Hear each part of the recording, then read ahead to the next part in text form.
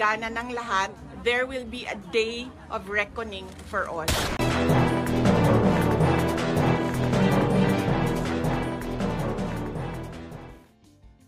Una, relax lang. May hangganan ang lahat? There is a day of reckoning.